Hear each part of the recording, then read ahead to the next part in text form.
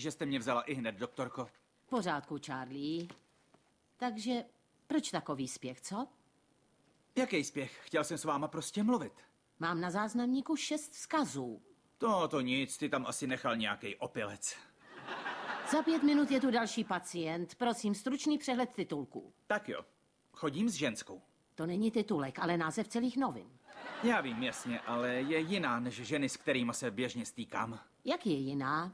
No, malinko starší. Mladší už mít nemůžete, musel byste mít povolenou výjimku. Jenže ona je starší než já. Nový titulek. Jsem z toho zmatený, protože mi na ní fakt dost záleží. Zdá se vám atraktivní? Ano, je krásná. Jaký je sex? Nespal jsem s ní. Okamžíček, opět máme nový titulek.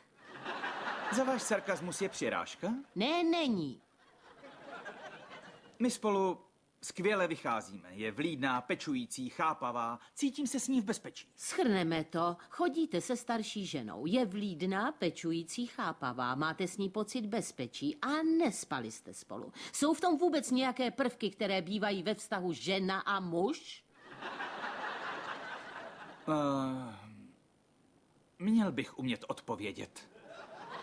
Máte čas.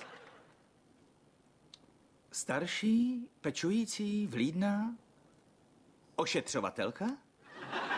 Charlie, vy v té nové ženě vidíte matku. Cože matku? Řekl jsem vlídná, pečující a chápavá. Slova jedovatá ďáblice nepadla, pokud vím.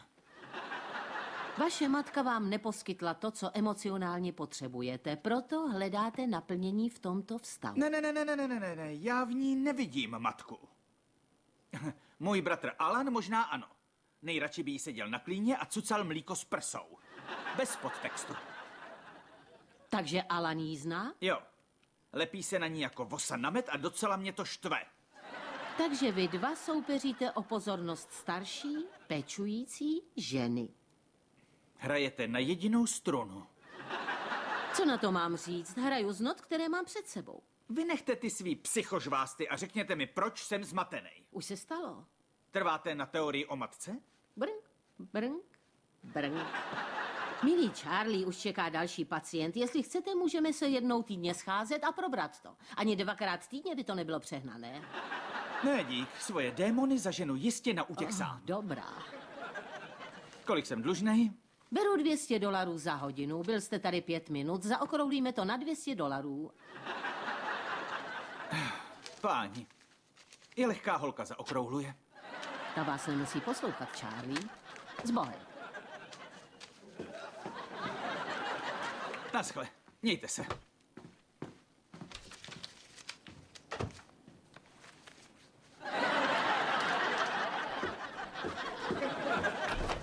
Pojďte dál. Dík, že jste mě vzala.